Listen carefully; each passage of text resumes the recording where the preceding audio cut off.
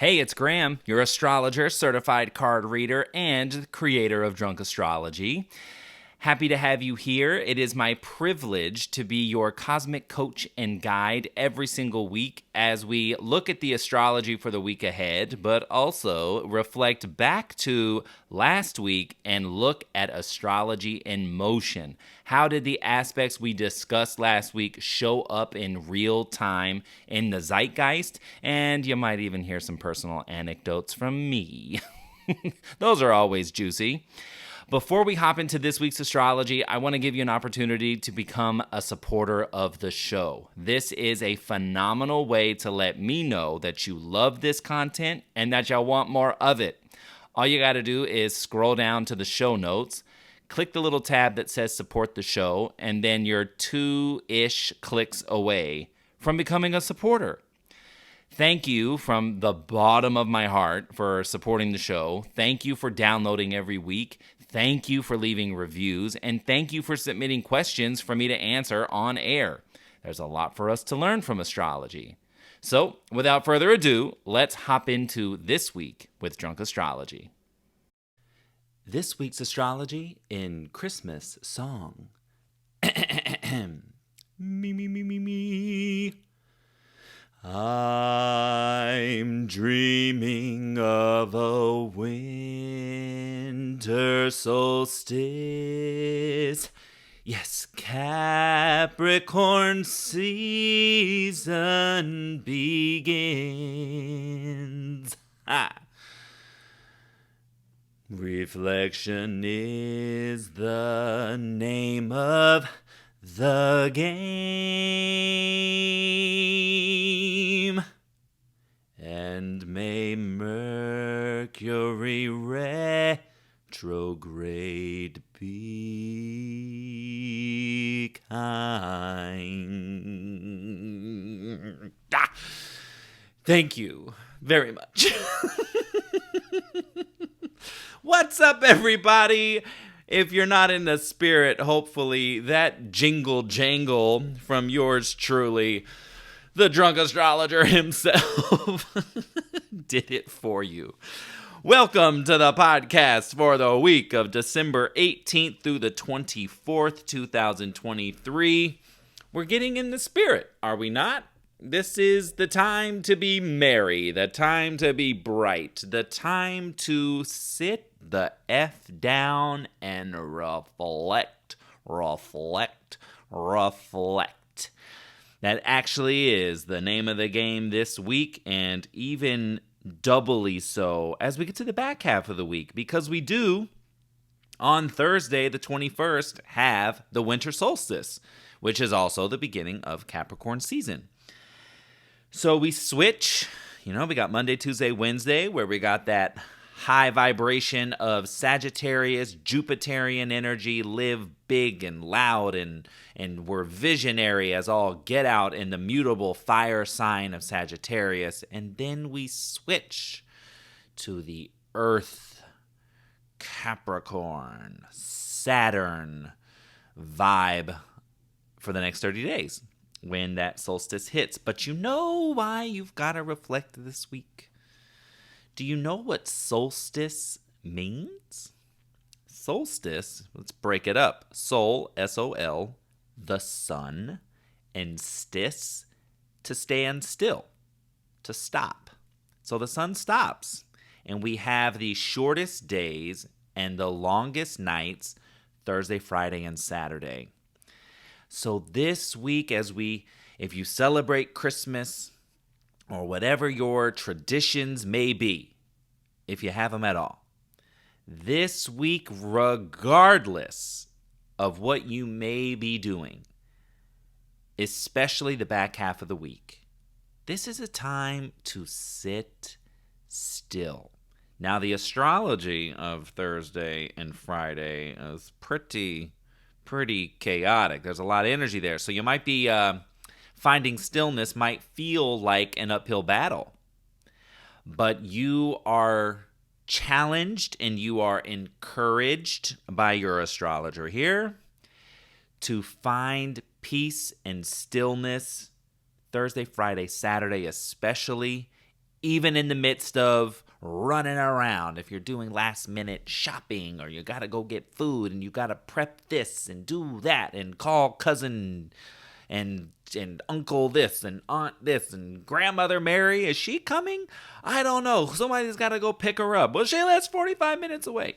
Whatever the story might be, you are asked and encouraged and challenged to find stillness and to reflect on this year. You know, I've been preaching this, thinking about this year as a whole, and where was your mindset? Where were you physically in January as you began this year?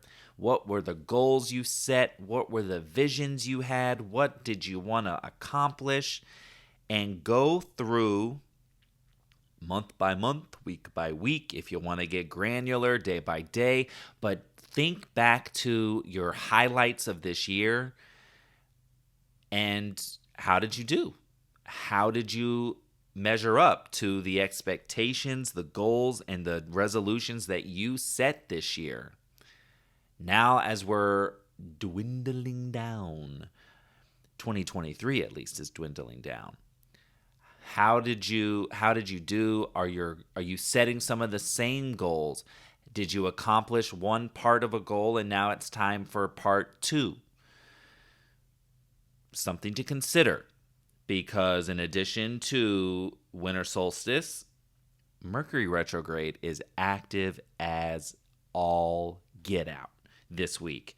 So we've got chapter 2 of stories that began in his pre-retrograde, which goes all the way back to November 24th, right? So between November 24th and December 12th, we had chapter 1 of the story, the preview of what we were going to be working on while Mercury's retrograde from December 12th to January 1st.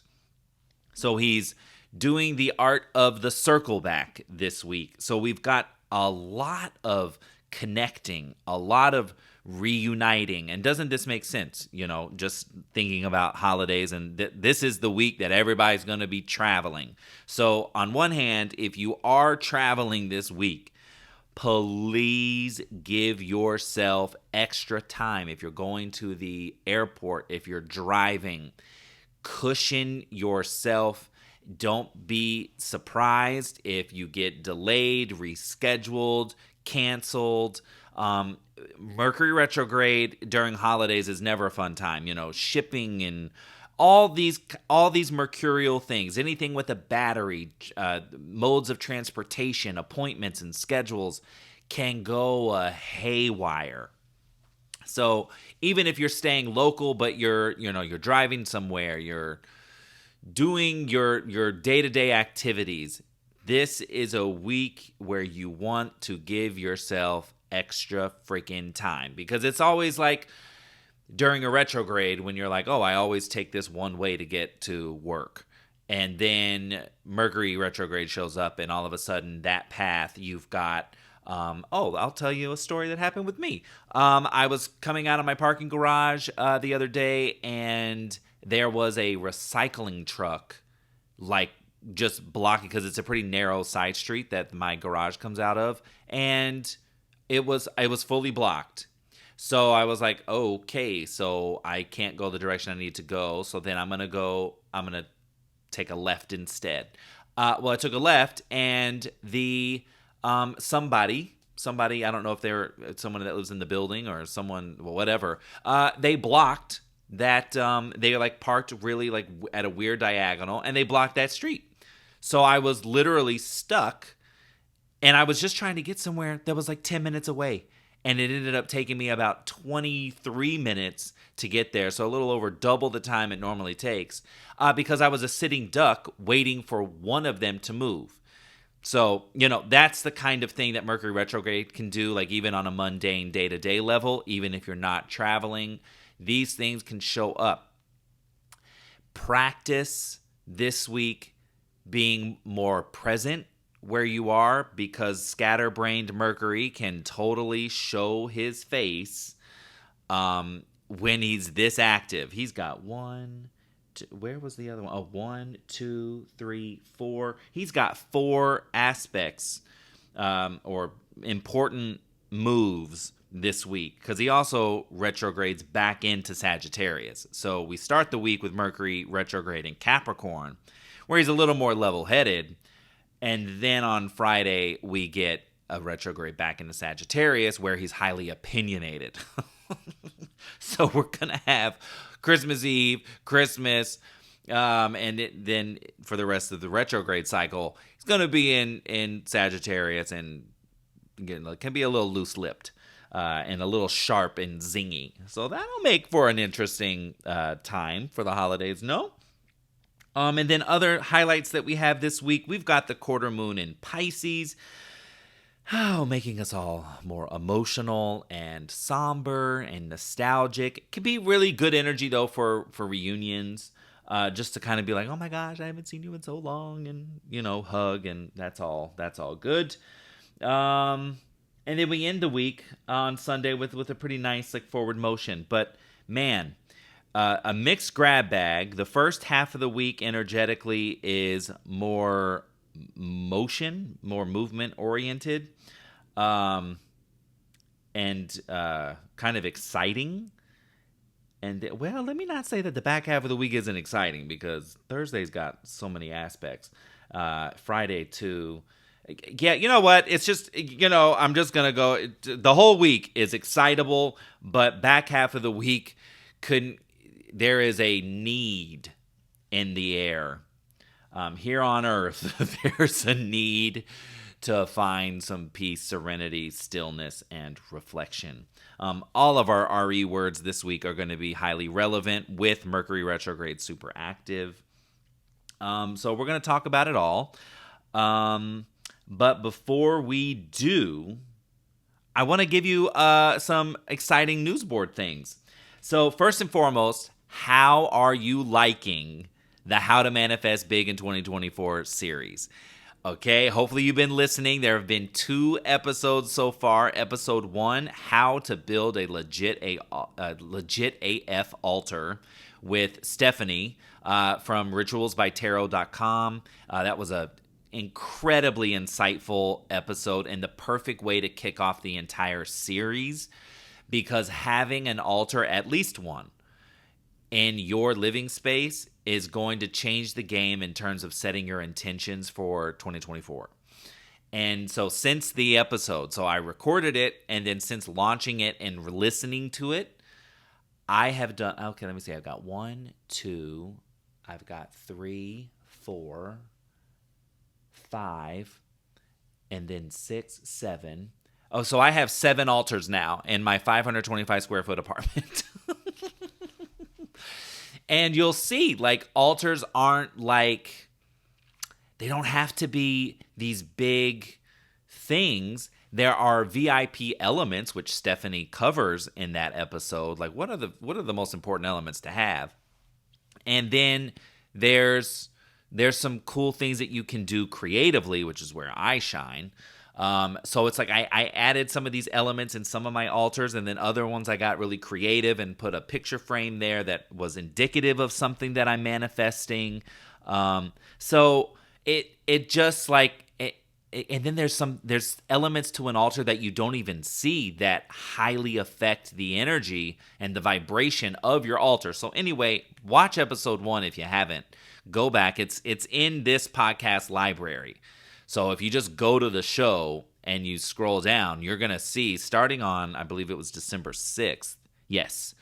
Starting on December 6th, that's when that first episode came out.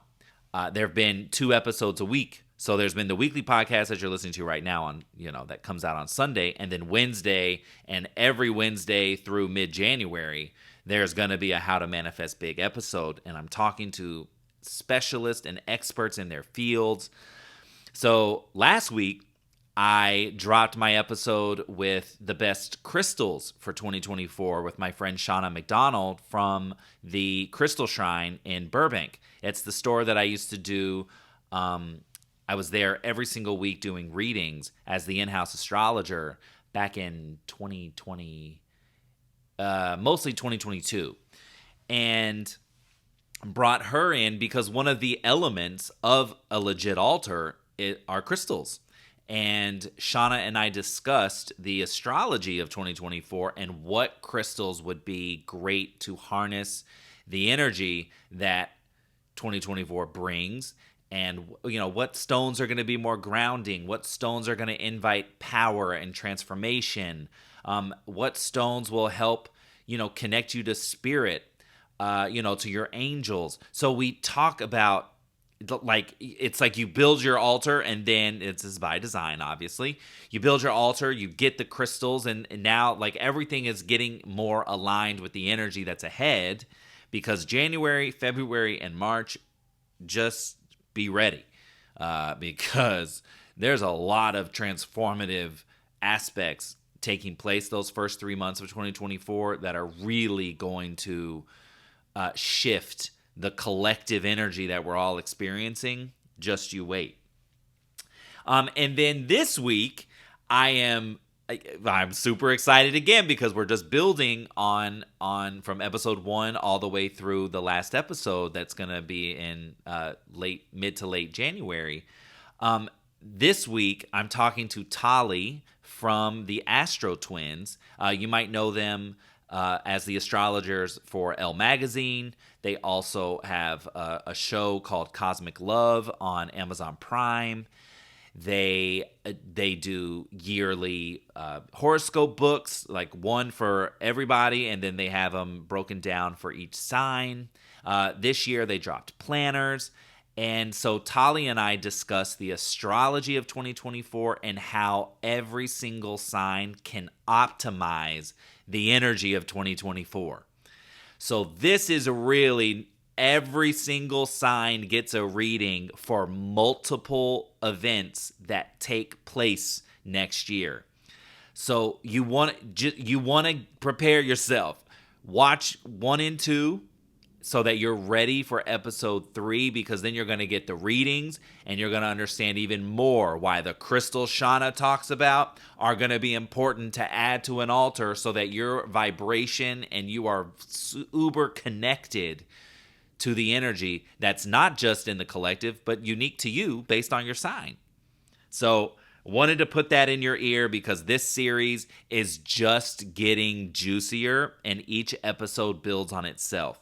So get in, because I want you to manifest big, and I'm talking to all these experts because I don't want it to just come from me. I want you to get a comprehensive look at all of the shit. And sometimes it's just better. And my Jupiter's in Aquarius, and I've been realizing, like, oh, my abundance is based in community and building community. And the community, you, that's already here, I want to show more of the community at large in the spiritual space, and the people that are my readers, because the week after this week, I bring in one of my main go-to readers. When it's time for me to get a reading, this woman CJ is who I go to. So anyway, you're gonna get exposed to a lot, and by the time you're like at the end of January, you're gonna be so ready and so prepared. And I imagine, and my fingers are crossed, that you're going to feel excited about what's ahead for you, because you'll be so aligned. Next item on the news board, priority shipping for all your zodiac candles and cosmic body oils is the name of the game now. You have until the 22nd, which is, hold on, you have 22nd? No, I'm sorry. You have until the 20th. Let me not speak out of term when it comes to all this the shipping formulas and things, because boy, when you run a product store, baby, it's a whole nother ball game. So priority shipping is available through Wednesday the 20th for guaranteed delivery by Christmas. If you are like freaking out at the end of the week and you need something shipped express, you can make your order on Friday the 22nd, and it should arrive next day, Saturday the 23rd. That is that's the word coming from the post office. I did my research. So you can still get your zodiac candles and cosmic body oils this week, but just with priority shipping to guarantee delivery by Christmas. But what if you don't want a product? What if you want, I don't know, to gift a reading to somebody? You don't have to do shipping for that one, baby. I have gift cards for every single type of reading I offer on drunkastro.com available. So if you want to gift a reading, gift insight, gift knowledge, gift the knowledge of their purpose to yourself even, gift cards are available. If you go to the book of reading page on drunkastro.com, there is a link for gift cards there, and you can give the gift of insight and timing and understanding. I think that's pretty cool.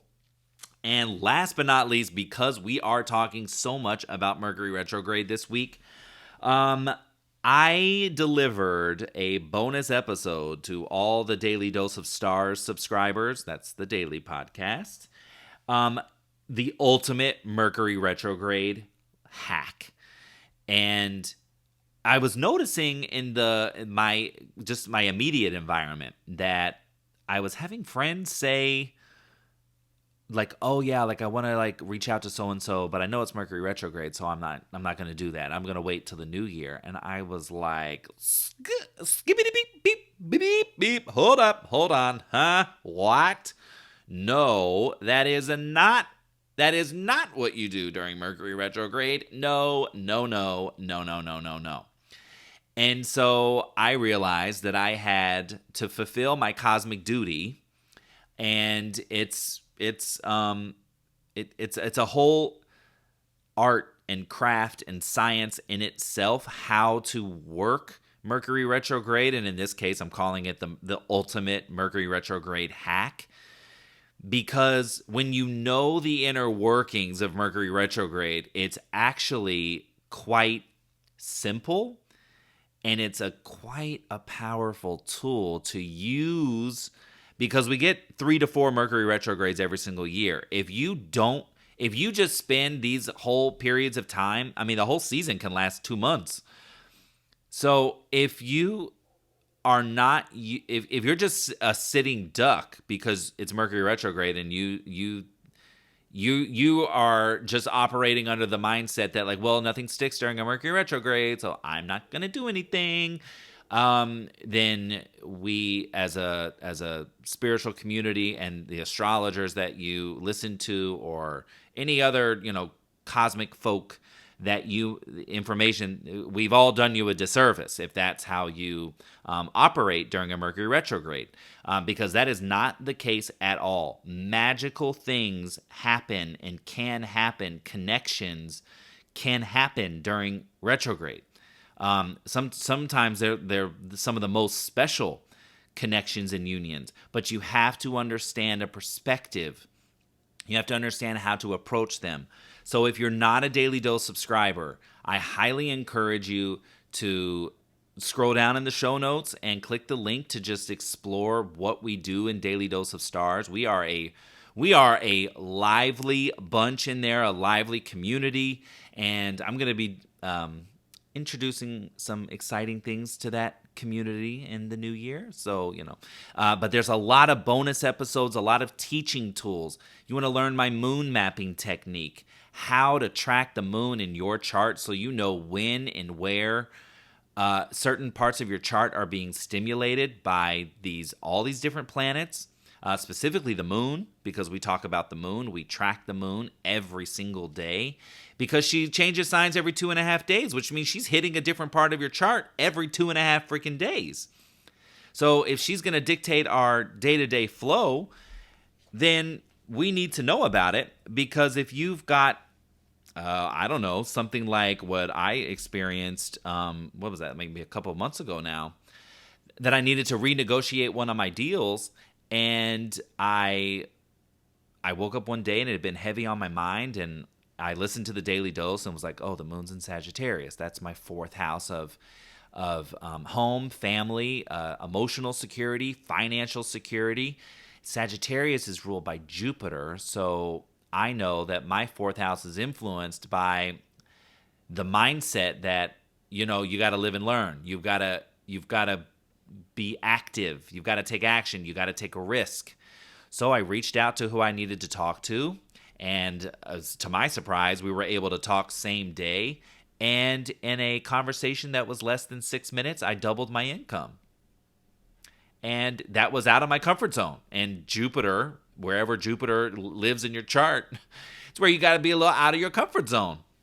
And because I have Sagittarius as the ruler of my fourth house, I knew that I needed to take a leap and to just put astrology in motion and put my chart in motion. And I did, and I doubled my income. So there's all these techniques. We had a Venus retrograde over the summer. There's a whole lesson in there that you can still take with you, and it is still applicable to just your Venus in your chart, period. Right? So lots of bonuses. Consider this as you as we come down to the end of the year as a way of manifesting, getting in sync with your chart and the sky above. We track a lot in the weekly, but the daily is where you're gonna get intimate with your chart, and you're gonna start understanding yourself and the timing of events in your life way better.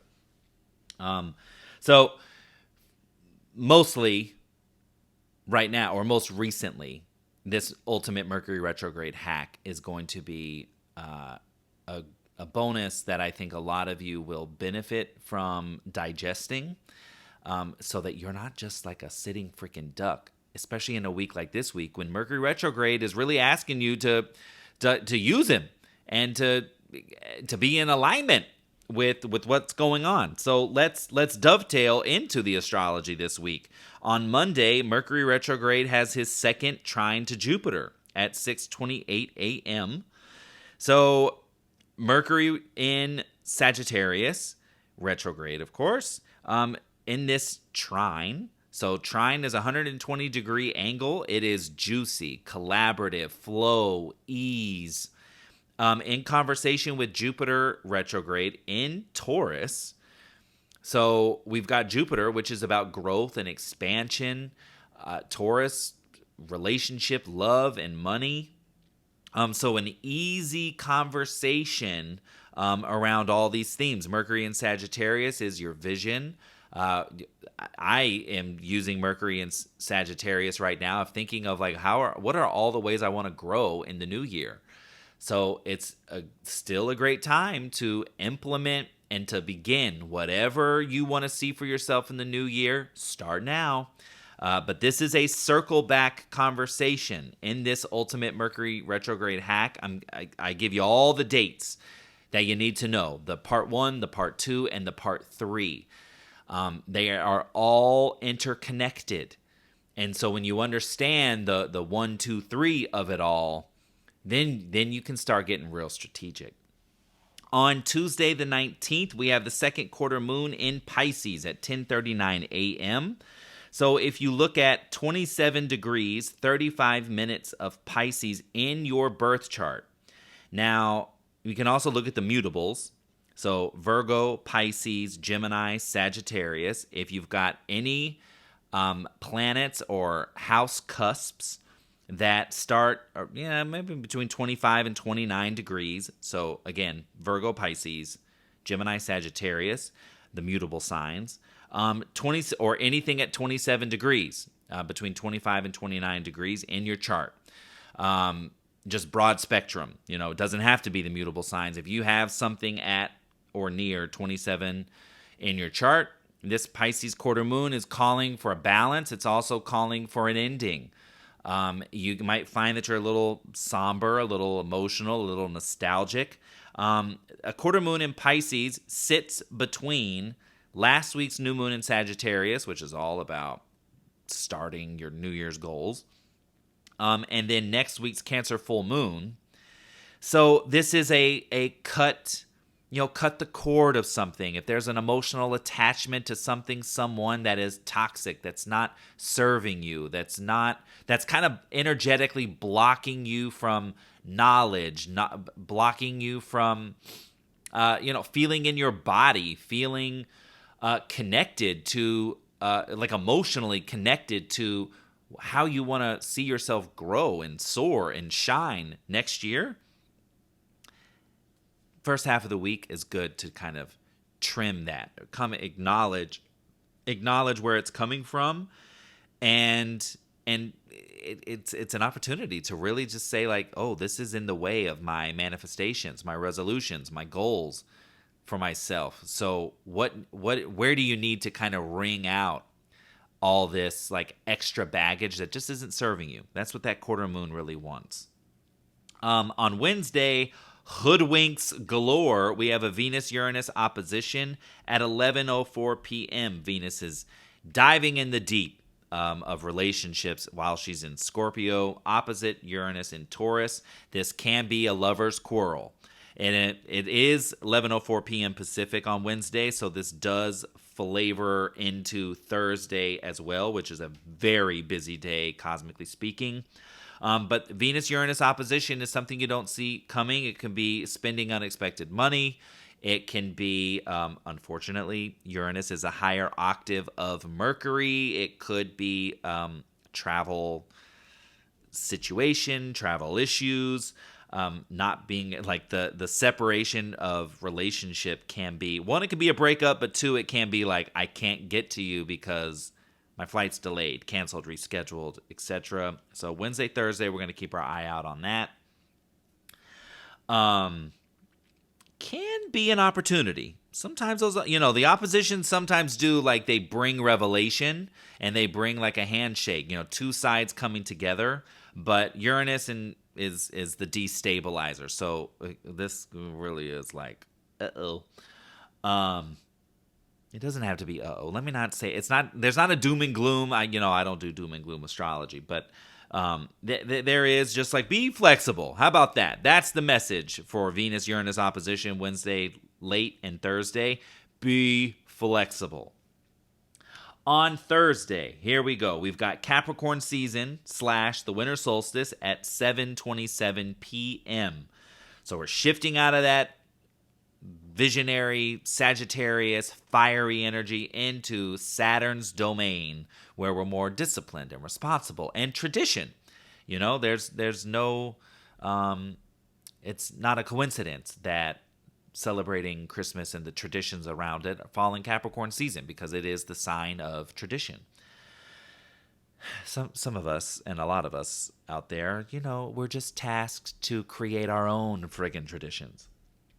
But also on Thursday, we've got Mercury Retrograde sextiling Saturn at 4:33 a.m. for the second time.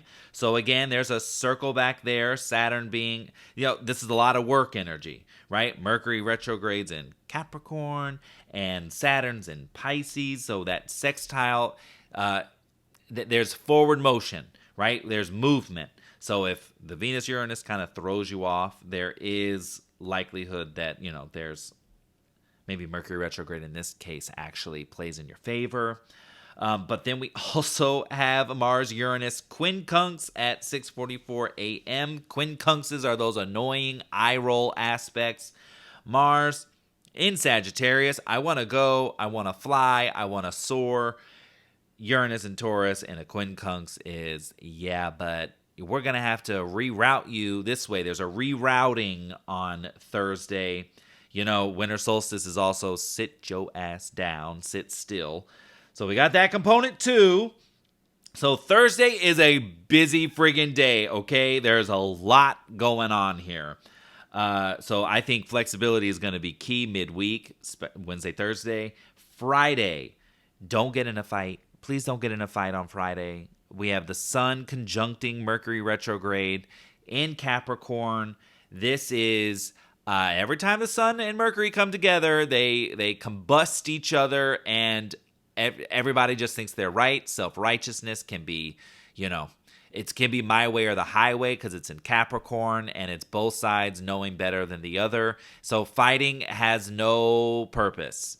on Friday. Just walk away, say, why don't we come back to this after the holidays? Or why don't we, I'm going to take a break and I'm going to think about what you're saying, and then I'm going to come back and then, problem solve, find a resolution. But there's no need to fight. It just won't, it's just not it on Friday. It's really not. And then late Friday night at 10:18 p.m. Pacific, we've got Mercury Retrograde leaving Capricorn, backing into Sagittarius, where he is opinionated, he is loud, he's bigger than life. So it is great in terms of going from Mercury retrograde in Capricorn, where we're thinking about the structures we got to put in place to make our resolutions come to life. Like for me, I have been deep cleaning my apartment. I have been rearranging certain things. My desk faces a new way, and I am more grounded, more inspired, more energized in this position.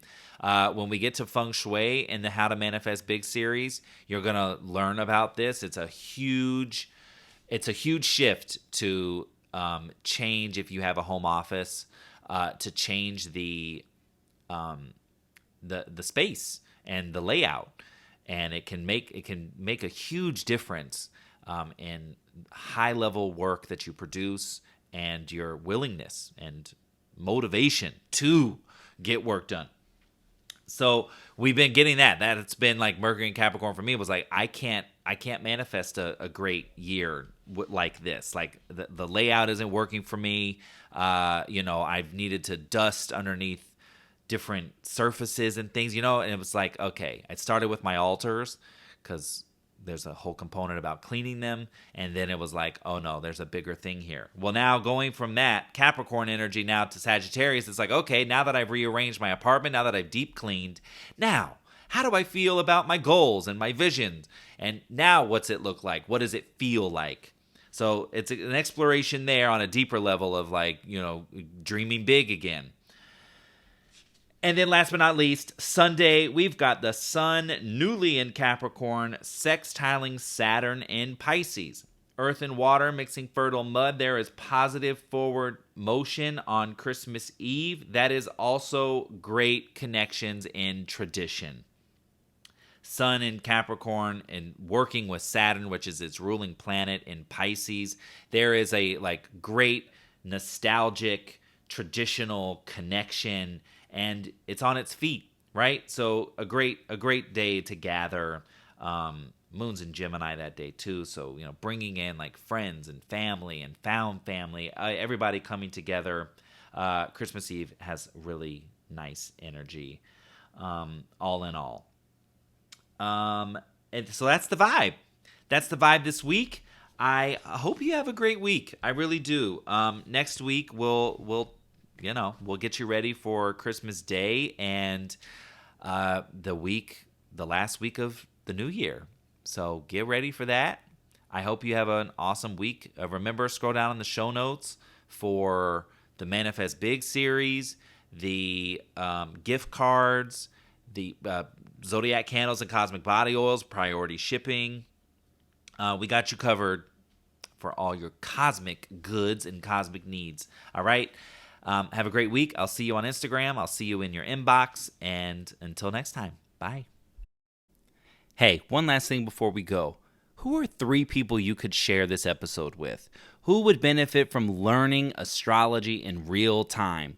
From learning how to work with the energy of the cosmos, from tracking the patterns and cycles, to seeing it in real time in motion. Can you text them right now?